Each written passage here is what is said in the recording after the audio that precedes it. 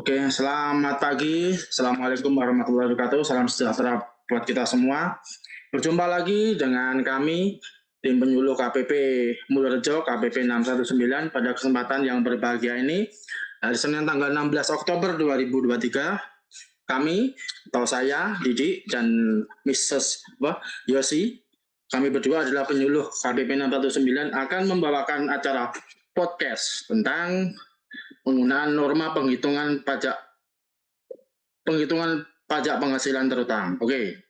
Pada kesempatan yang berbahagia ini, di podcast yang kedua ini, kita akan mengulang lagi ya, sebenarnya sudah kita sampaikan berulang-ulang tentang norma penghitungan penghasilan itu, di mana norma penghitungan penghasilan itu ini harus disampaikan oleh wajib pajak dalam kurun waktu antara Januari sampai dengan 31 Maret 2002.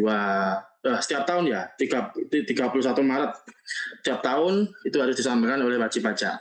Oke, untuk mempersingkat waktu, silakan kepada rekan saya, Mbak Yosi, untuk menyampaikan tentang apa itu norma penghitungan penghasilan itu. Oke, jadi di podcast pagi ini kita membahas mengenai NPPN atau norma penghitungan penghasilan itu. Biar lebih gampangnya mungkin daripada ngomongnya panjang banget norma penghitungan penghasilan itu, jadi kami singkat aja NPPN. Okay. Nah, NPPN itu sendiri apa sih sebenarnya? Jadi NPPN itu adalah persentase yang digunakan untuk penghitungan besarnya penghasilan itu. Nah, penghasilan itu sendiri nantinya akan digunakan sebagai dasar penghitungan pajak penghasilan terutang. Nah, kemudian untuk dasar hukumnya NPPN itu sendiri adalah Peraturan Direktur Jenderal Pajak Nomor Per 17 /PJ 2015 tentang norma penghitungan penghasilan neto. Jadi Per 17 ini sendiri berlakunya sejak tahun pajak 2016 dan masih berlaku sampai dengan saat ini karena belum ada aturan baru yang dikeluarkan oleh Direktorat Jenderal Pajak. Dan di Peraturan Direktur Jenderal Pajak itu sendiri, di Per 17 itu sendiri ada 3 lampiran. Lampiran 1, lampiran 2, dan lampiran 3. Di lampiran itu sendiri itu terdapat informasi mengenai tarif atau persentase berapa yang digunakan oleh wajib pajak serta kewilayahan atau domisilinya itu pengelompokan wilayahnya ada di mana. Kemudian, Mas Didi, untuk siapa saja nih wajib pajak yang berhak menggunakan NPPN ini sendiri? Oke, nanti wajib pajak yang wajib untuk menggunakan NPPN ini, ya kan? Ini contohnya adalah mengenai usaha atau pekerjaan bebas, ya kan? Pekerjaan bebas itu apa saja ya Mbak Yosi ya?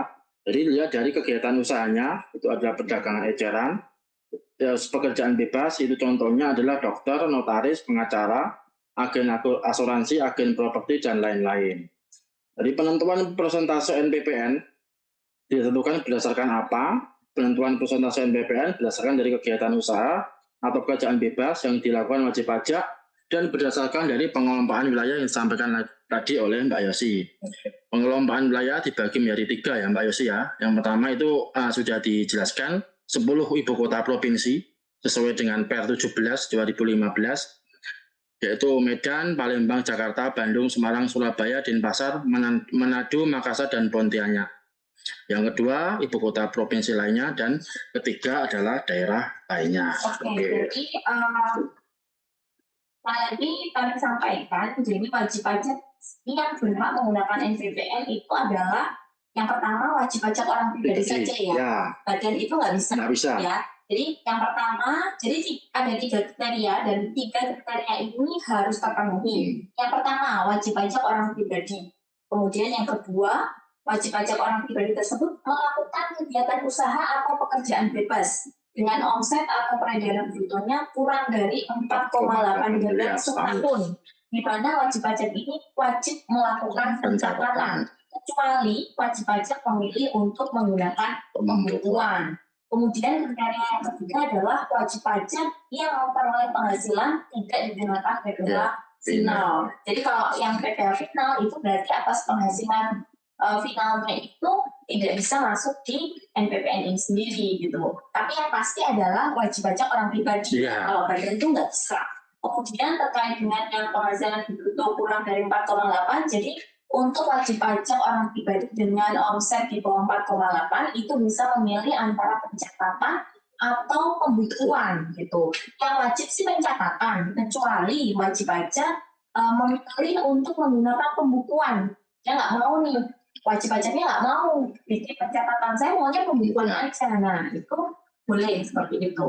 Nah, 3 kriteria ini harus terpenuhi. Kemudian mungkin wajib pajak juga nanya ya Mas Yudi. Bedanya pencatatan sama pembukuan ini apa sih sebenarnya? Ini yang banyak pertanyaan. Apa sih kok di SPT tahunan orang pribadi itu ada centangan pencatatan, ada juga centangan pembukuan, ya kan? Iya, di bawah tahun pajak itu ya Mbak Yosi ya. Betul. Jadi untuk pencatatan adalah merupakan data yang sudah dikumpulkan secara teratur tentang peredaran bruto yang akan digunakan sebagai dasar dalam penghitungan pajak penghasilan tetap. Sedangkan pembukuan adalah merupakan suatu proses pencatatan yang dilakukan secara teratur untuk mengumpulkan data serta informasi keuangan termasuk harta, kewajiban, modal, penghasilan, dan biaya serta harga perolehan dan penyerahan barang atau jasa yang diakhiri dengan proses pembuatan laporan keuangan yang meliputi pembuatan neraca dan laporan rugi laba untuk tahun pajak yang bersangkutan. Oke, jadi sederhananya pencatatan ini sendiri itu lebih sederhana ya daripada pembukuan. Kemudian mungkin kalau pencatatan itu wajib pajak orang pribadi yang melakukan kegiatan usaha atau pekerjaan bebas seperti yang sudah dicontohkan Mas Yudi tadi, katakan kegiatan usaha itu perdagangan ajaran kayak gitu. Kemudian pekerjaan bebas itu contohnya mungkin yang banyak ditemukan adalah dokter, notaris, pengacara, agen asuransi, terus agen properti. Mungkin yang sekarang banyak itu konten kreator. Konten kreator itu termasuk di pekerjaan bebas. Nah, si pekerjaan bebas ini itu kan setiap tahunnya mereka melakukan pencatatan. Pencatatannya sederhananya adalah wajib pajak pada saat melakukan pelaporan SPT tahunan itu Direktorat Jenderal Pajak atau KPP itu biasanya minta rekapan omset atau penghasilan brutonya tiap bulan. Itu kan ada satu formulir namanya rekapitulasi peredaran bruto di mana wajib pajak yang melakukan kegiatan usaha atau pekerjaan bebas itu menuliskan berapa sih penghasilannya setiap bulan mulai Januari, Februari sampai dengan Desember. Nah itu yang dinamakan dengan pencatatan. Jadi itu versi sederhananya gitu ya.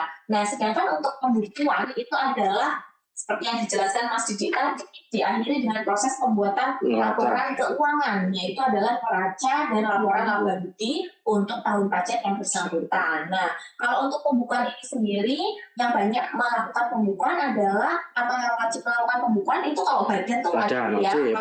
Kalau bagian itu nggak ada pilihan pencatatan atau pembukuan. Kalau bagian itu semuanya pembukuan, karena di situ wajib pajak badan itu harus membuat neraca dan laporan laba budi sebagai dasar pengisian SPT tahunan. Nah, sedangkan untuk wajib pajak orang pribadi yang menggunakan NPPM itu cukup dengan pencatatan saja. Jadi kalau mau gampangnya tuh mungkin tiap bulan tuh mencatat penghasilan brutonya berapa sih tiap bulan, biar nanti kalau dicatat tiap bulan pas lapor SPT tahunan itu akan lebih mudah atau akan lebih cepat gitu. Jadi udah kelihatan nih, oh 1 tahun tuh penghasilan saya mulai Januari, Februari sampai dengan Desember tuh katakan 200 juta, katakan seperti itu. Jadi kami di KPP pun kalau wajib pajak mungkin masih kesulitan dalam pelaporan SPT tahunannya secara mandiri, pas datang sudah bawa rekapan, itu akan kami lebih cepat nantinya gitu. Atau ngitungnya, oh iya cepat ini kayak gitu. Nah, sesuai yang disampaikan Mas Yudi tadi, untuk NPPN itu persentasenya sudah ditentukan sesuai dengan Pertu 17 tahun 2015. Itu berdasarkan dengan kegiatan usaha atau pekerjaan bebas yang dilakukan oleh wajib pajak, kemudian sama pengelompokan wilayah. Gitu ya, pengelompokan wilayahnya juga tadi 10 ibu kota provinsi, ibu kota provinsi lainnya, sama daerah lainnya. Jadi ya. Mungkin yang lebih Mbak Yosi ya, yang mungkin yang sering kita alami ya sebagai petugas pajak di KPP Mulyorejo ya, mengenai apa itu peredaran bruto ya atau omset itu yang kita temui itu banyak dari agen asuransi dan agen properti Mbak Yosi ya. Yang dimana agen asuransi dan agen properti itu kalau dibilang harus membuat pencatatan tadi, sebenarnya itu sudah ada Mbak Yosi ya, dari tempat pemberi kerjanya ya. Oh, Ya, tinggal wajib pajak itu mengakumulasi ya iya. jumlah yang bukti potong yang diterima dari pihak pemberi kerja atau Oke. pihak PT agen asuransinya itu, tinggal nanti mengakumulasi totalnya berapa, nanti tinggal bagi ini masuk di bulan apa gitu Mbak ya. Betul. Untuk peredaran berikutnya ya. Betul. Dan lebih mudah lagi ya untuk agen asuransi dan Iya, properti. jadi kalau untuk wajib pajak orang pribadi yang dia memperoleh atau mendapatkan bukti potong dari si pemberi kerjanya itu sesuai dengan pernyataan dari Mas Didi tadi itu lebih mudah karena apa? Dari bukti potong itu sebenarnya sudah kelihatan penghasilan gitu. Berapa? Karena satu orang itu agen asuransinya nggak cuma dari PPN aja. Ya. Kita temukan katakan yang satu itu dari PT Prudensial. Kemudian yang satunya yang paling banyak kami temukan tuh PT Prudensial Syariah. Nah itu tuh nanti tinggal dijumlahkan aja, katakan Januari dari Prudensialnya, yang PT Prudensial biasa tuh terimanya penghasilan bruto katakan 20 juta. Kemudian dari Prudensial Syariahnya itu ada bukti potongnya penghasilan bruto 500.000. Ya tinggal ditambahkan aja berarti Januari 20 juta 500.000 gitu. Nah itu memang yang paling banyak kita temukan tuh yang kayak gitu tuh properti, agen asuransi sama dokter ya. Itu yang banyak gitu. Mungkin kalau untuk yang wajib pajak yang pekerjaan bebasnya tidak mendapatkan bukti potong ya uang seperti notaris, pengacara itu Mbak Yosi ya, harus menghitung sendiri mandiri. Dan ini nanti untuk detailnya Mbak Yosi ya, bagaimana tata cara penghitungannya dan tabel seperti contohnya nanti akan kita ulas di podcast yang akan datang ya. Nanti mungkin Januari sampai dengan Maret ya, nanti pada saat momen-momen pelaporan SPT tahunan ya, nanti kita akan podcast lagi lah bagaimana mengenai di mana sih Mbak Yosi ya, wajib pajaknya harus tahu di sini perbedaan butuhnya, bukti potongnya seperti ini ya. Oh iya, bisa juga kalau nggak podcast berarti kelas pajak ya. Boleh. Lebih interaktif mungkin ya di arah kelas pajak yang biasa kami lakukan itu melalui Zoom atau bisa juga melalui Instagram Live. Itu nanti di situ wajib pajak bisa bertanya langsung kepada kami tim penyuluh KPP Pratama Surabaya Purworejo. Gimana sih cara lapor SPT secara online melalui e-form? Terus kemudian kita lanjutkan lagi ya Mas ya. Kalau wajib pajak itu punya lebih dari satu jenis usaha atau pekerjaan bebas, nah itu menggunakan persentase NPWP yang mana? Itu yang banyak ditanyakan wajib pajak juga ya. Ya, jadi wajib pajak maunya sumber penghasilan lebih dari satu Mbak Yosi ya. Itu bisa dibilang seperti itu ya. Iya. Lebih dari satu jenis usaha atau penghasilan. Jadi begini wajib pajak untuk persentase yang digunakan berdasarkan masing-masing jenis usaha atau pekerjaan bebas yang dilakukan dengan memperhatikan pengelompokan wilayah.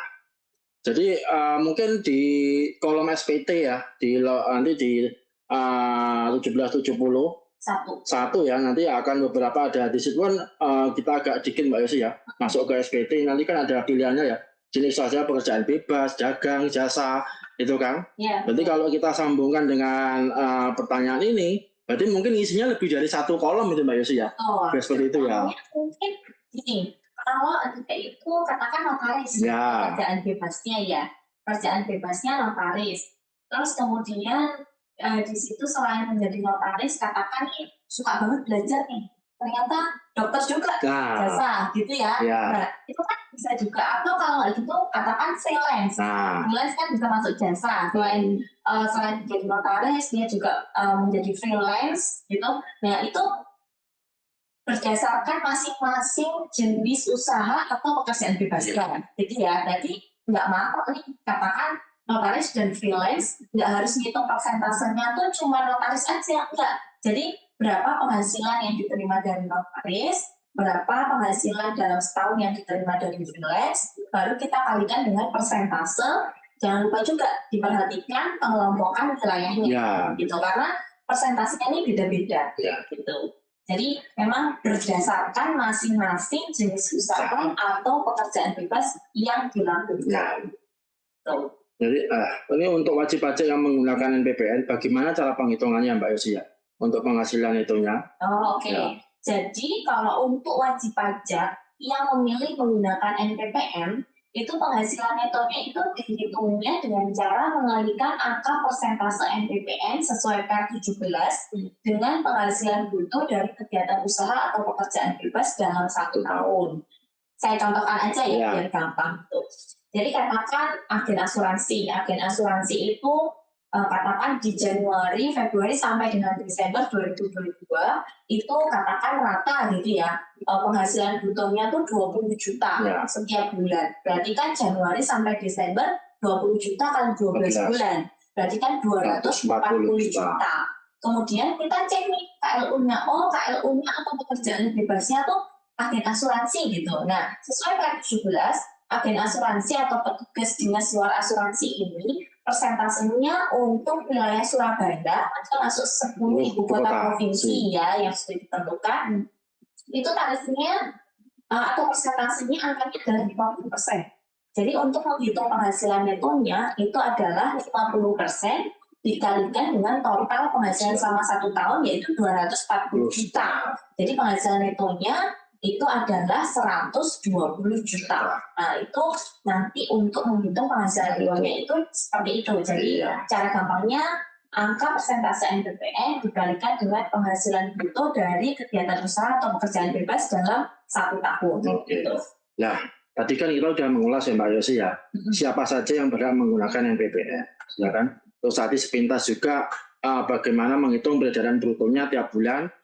Terus kemudian jenis pekerjaan yang menggunakan NPPN. Nah, ini bagaimana sih Mbak Yosi ya supaya wajib pajak ini bisa menggunakan NPPN atau karena kan ini nanti berimplikasinya atau berakibat kalau misalnya tidak menggunakan NPPN nanti kan otomatis akan menggunakan tarif yang lebih besar. Kalau wajib pajak tidak menggunakan NPPN. Oke, silakan Mbak Yosi. Jadi untuk wajib pajak yang memilih menggunakan NPPN atau memang sesuai jenis usaha atau pekerjaan bebasnya itu bisa masuk sebagai kriteria NPPN yang sudah dijelaskan di awal tadi ya, kriteria kan harus terpenuhi gitu. Nah ini wajib pajak ini harus apa? Jadi wajib pajak ini wajib melakukan pemberitahuan penggunaan NPPN kepada Direktorat Jenderal Pajak. Nah pemberitahuan itu sendiri itu kalau zaman dulu itu kan lewat loket langsung ya, ada formulir pemberitahuan pembinaan formulir pembinaan penghasilan itu gitu. Nah kalau untuk saat ini manualnya masih kami terima, namun kalau mau lebih mudah lagi, lebih simpel lagi itu pemberitahuan NPPN itu bisa melalui DJP online saja, karena kan kita lihat pelaporan SPT tahunan elektronik melalui DJP online ini kan meningkat ya setiap tahunnya, karena kan semakin melek teknologi wajib pajaknya gitu. Nah, bisa pemberitahuan NPPN secara online melalui djponline.pajak.go.id. Di situ nanti ada menu layanan ya. Kemudian setelah klik menu layanan ada info KSBP. Nanti ada kolom untuk keperluan, tinggal dipilih saja pemberitahuan penggunaan NPPN. Nah, kemudian nanti di situ ada kolom cek data. Nah, setelah itu masukkan captcha atau kode keamanan, lalu submit. Di situ akan muncul variabel pemenuhan kewajiban perpajakan wajib pajak. Jadi ini otomatis keluarnya. Variabelnya itu apa aja? Jadi variabelnya itu ada status wajib pajak, kemudian status WP aktif, terus disampaikan maksimal 3 bulan awal pada tahun buku. Karena memang ada batas waktu pemberitahuan penggunaan NPPN, yaitu sama dengan jatuh tempo pelaporan SPT tahunan. Batas waktunya itu paling lama 3 bulan sejak awal tahun pajak bersangkutan, yaitu 31 Maret lah, gampangnya gitu ya. Nah, kemudian nanti setelah muncul variabelnya, itu akan ada menu cetak BPS. Tinggal dikonfirmasi, klik iya, jadi nanti akan ada pop-up-nya gitu ya. Setelah cetak BPS itu ada pop-up-nya akan melakukan cetak pemberitahuan NPPN gitu. Apakah iya atau tidak? Silakan konfirmasi aja, klik iya, kemudian cetak BPS. Nah, BPS-nya itu nanti tinggal disimpan. Ketika wajib pajak sudah menerima BPS pemberitahuan penggunaan NPPN, maka secara otomatis pemberitahuan itu sudah masuk di sistemnya DJP, gitu ya. Nah, jadi yang perlu digarisbawahi adalah wajib melakukan pemberitahuan penggunaan NPPN Kemudian batas waktunya tadi ya Mas ya. Sebelum 31 Maret. Oh. Ya dari Januari sampai dengan 31 Maret. Bertepatan dengan batas akhir pelaporan SPT tahunan orang pribadi. Oke. Jadi kalau wajib pajak itu melakukan pemberitahuan penggunaan NPWP lebih dari tanggal 31 Maret, maka satu variabelnya tidak terpenuhi. Iya. Satu variabel di mana disampaikan maksimal 3 bulan awal pada tahun itu tidak terpenuhi jawabannya, dan itu nggak bisa cetak BPS. Ya. Gitu. Jadi memang sudah dikunci dari sistem. Gitu ya Mas ya. Terus nah, ini tadi mengenai apa Mbak Yosi ya, mengenai apa kalau misalkan terlambat ya kan, seperti tadi kan Mbak Yosi bilang kalau sudah melebihi 31 Maret otomatis wajib pajak tidak bisa, secara sistem juga akan ditolak juga dan tidak akan terbit BPS. Oke, apa sih implikasinya nanti Mbak Yosi ya kalau misalkan tidak wajib pajak tidak menggunakan NPWP ya kan? Selain tadi kan sebentar saya sampaikan bahwa akan karena di Per 17 itu juga akan di Per 17 itu juga menjelaskan bahwa akan dikenakan tarif yang lebih besar ya Mbak Yosi ya. Betul. Mengenai norma penghitungannya gitu. Jadi kalau wajib pajak itu melakukan pemberitahuan penggunaan NPWP lebih dari 31 Maret, maka wajib pajak itu dianggap melanggar pembukuan. Dianggapnya tidak menggunakan NPWP, berarti persentasenya dia nanti akan lebih besar. Gitu ya. Jadi sesuai yang saya sampaikan tadi, jadi di PR 17 tahun 2015 itu ada 3 lampiran. Lampiran yang pertama itu adalah persentase tarif, NPWP dan pengelompokan wilayah untuk wajib pajak yang menyelenggarakan pencatatan. Jadi ini adalah untuk lampiran 1 itu untuk wajib pajak yang melakukan pemberitahuan penggunaan NPWP pada tahun pajak yang disebutkan. Di lampiran 2 itu adalah tarif persentase NPWP untuk wajib pajak yang tidak sepenuhnya menyelenggarakan pembukuan. Ini untuk wajib pajak yang melakukan pemberitahuan penggunaan NPWP lebih dari 31 Maret. Jadi katakan nih wajib pajak tidak ngasih pemberitahuan penggunaan NPWP, tapi tetap menggunakan NPWP di SPT tahunannya. Nah kalau dikoreksi sama pemerintahnya jangan juga, karena memang sesuai aturan yang berlaku itu adalah wajib pajak yang tidak melakukan pemberitahuan penggunaan NPWP, maka wajib pajak itu dianggap menyelenggarakan pembukuan. Nah karena dianggap menyelenggarakan pembukuan sementara nggak ada pembukuannya, maka menggunakan lampiran 2 itu wajib meski pemerintahnya melakukan pemeriksaan. Mungkin wajib pajak juga kok gini sih, tapi memang sesuai aturan yang berlaku. Ini memang disebutkan di salah satu pasal di Per 17 tahun 2015 itu wajib pajak dianggap menyelenggarakan pembukuan jika tidak melakukan pemberitahuan penggunaan NPWP. Nah, oke. Sekarang gini Mbak Yosi ya, saya akan membagikan tips ya untuk wajib pajak terkait dengan NPWP. Yang pertama itu pastikan dahulu KLU telah sesuai dengan usaha atau pekerjaan bebas yang dilakukan oleh wajib pajak. Jika data KLU belum sesuai, silakan lakukan update data KLU melalui laman DJP Online, GoID, menu profile. Karena banyak sekali Mbak Yosi ya kita temuin ya.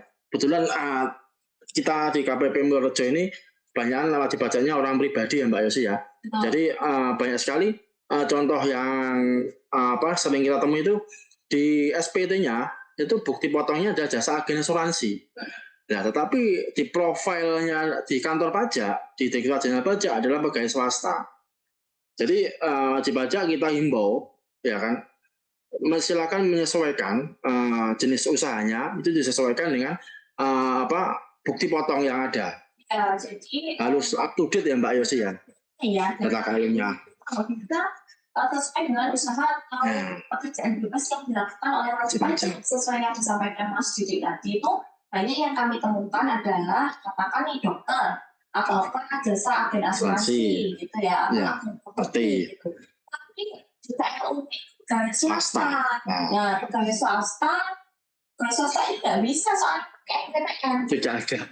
Karena dia dianggapnya bukan tidak melakukan kegiatan usaha. Iya, kan bebas ya. Dianggapnya sebagai pegawai gitu. Jadi kalau bisa sebelum lapor SPT tahunan cek di DJP online pajak.go.id menu profil ya.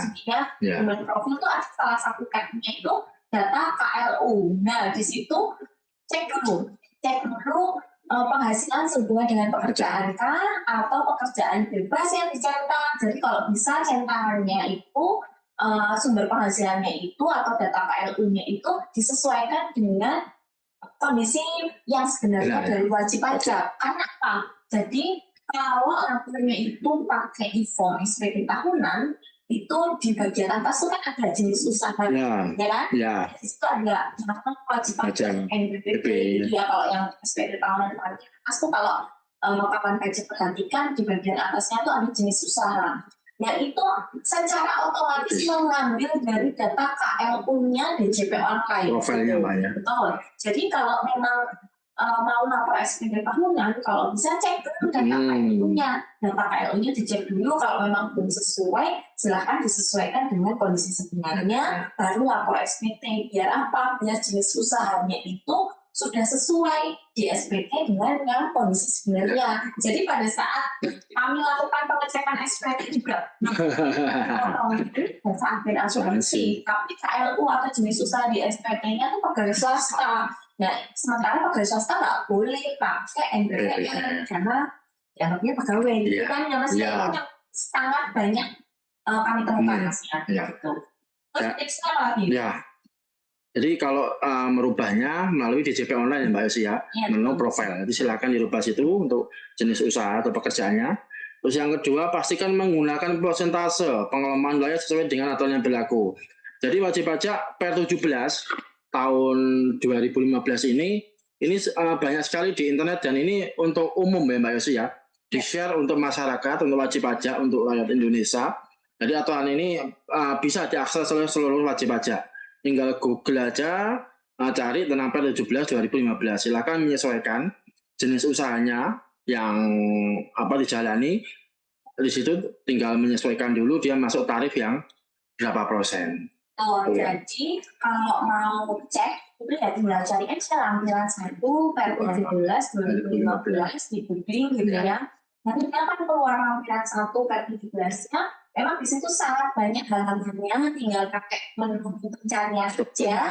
Nanti silakan disesuaikan. Katakan asuransi, jasa agen asuransi ya tinggal aja jasa agen asuransi, atau kalau nggak salah di KLU-nya itu Petugas Jelas Luar Asuransi. Di situ ada pengelompokan wilayahnya juga, jadi persentasenya langsung nanti kita sesuaikan. Ya kan, pastikan menggunakan persentase dan pengelompokan wilayah yang sesuai gitu ya. Nah kemudian yang banyak juga tuh mungkin kalau kita cek SPT tahunannya wajib pajak itu adalah persentasenya udah benar nih Mas. Katakan Petugas Luar Asuransi atau dokter itu kan Surabaya itu 50% gitu ya. Namun pengalinya atau hasil perhitungan di penghasilan netonya itu nggak sesuai. Kan nih peredaran brutonya atau penghasilan brutonya setahun itu 240 juta.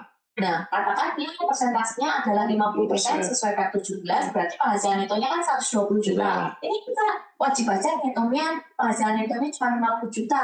Nah, ini harus kami koreksi.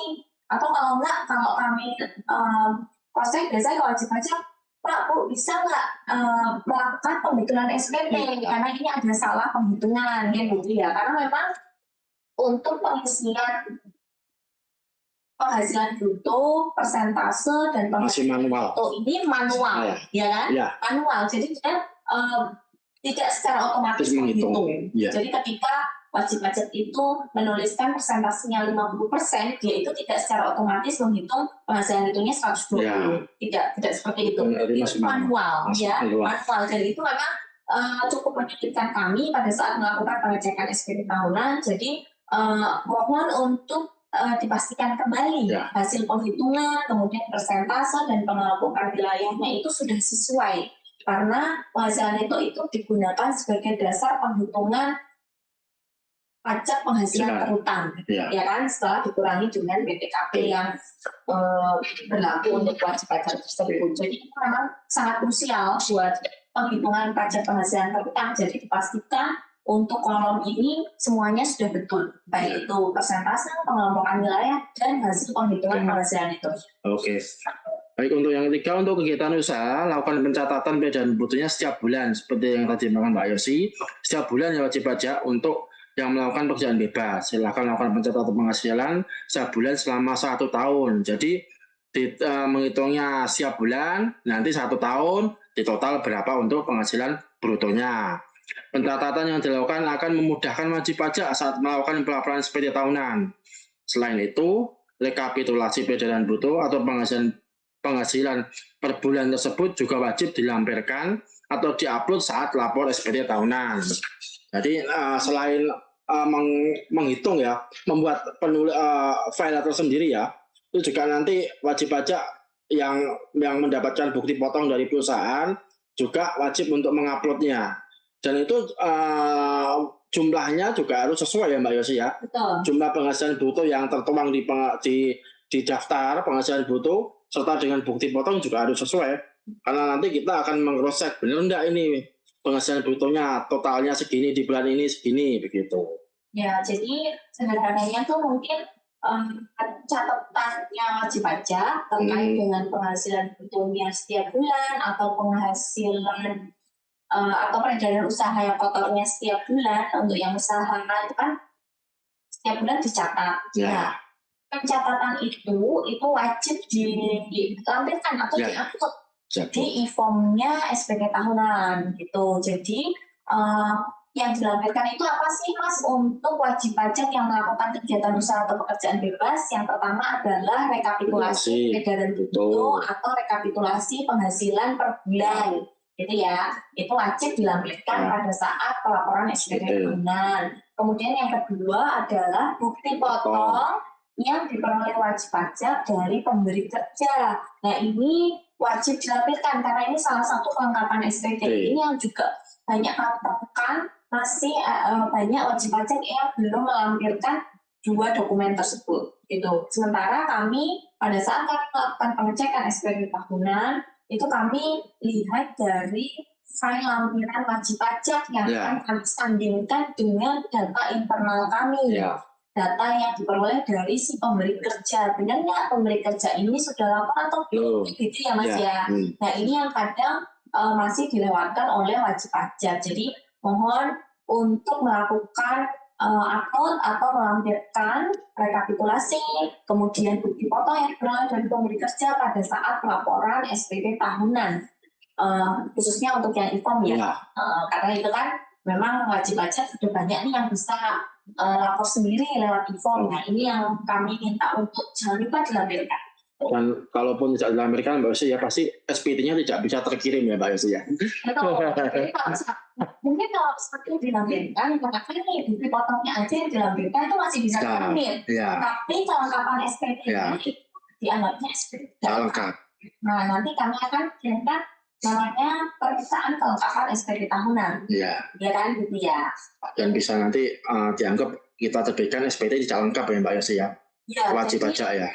Jadi kami memberikan waktu kepada wajib pajak. Kami kan kalau wajib pajak tidak melampirkan salah satu dari 2 dokumen tersebut, kami bisa melakukan permintaan kelengkapan SPT tahunan. Permintaan kelengkapan SPT tahunan itu sesuai ketentuan yang berlaku itu hanya diberikan waktu 30 hari saja. Nah, kalau dalam jangka waktu 30 hari wajib pajak itu tidak memberikan kelengkapan SPT, maka SPT itu dianggap tidak disampaikan. BPS-nya hilang dari sistem kami. Makanya kenapa kami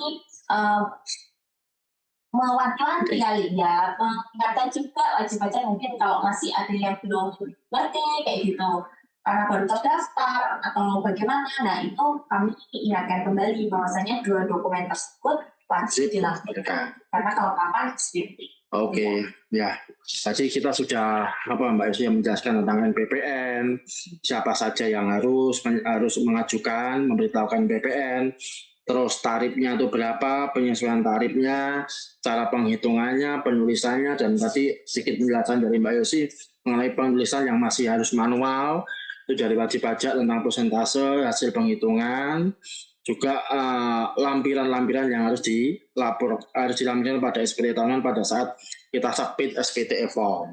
Jadi masuk NPPN kita juga sedikit tadi memasukkan menu membahas juga tentang SPT tahunan ya Mbak Yosi ya. Betul, tapi kan bahasan kita tuh NPPN ya, tapi jadi tapi tidak bisa terpisahkan Mbak Yosi ya. Antara NPPN dengan SPT tahunan itu topik yang tidak bisa terpisahkan.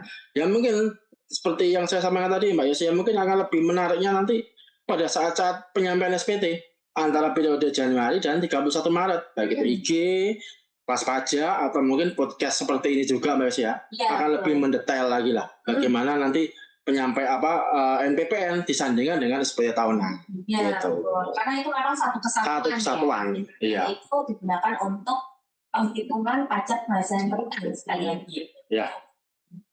Oke Mbak Yosi, mungkin podcast di siang ini sampai dengan ini saja. Nanti kita akan sambung mungkin dengan periode pelaporan SPT tahunan ya, dari Januari sampai 31 Maret mungkin akan lebih lagi hot dan menarik lagi karena akan banyak menu-menu yang akan kita sampaikan.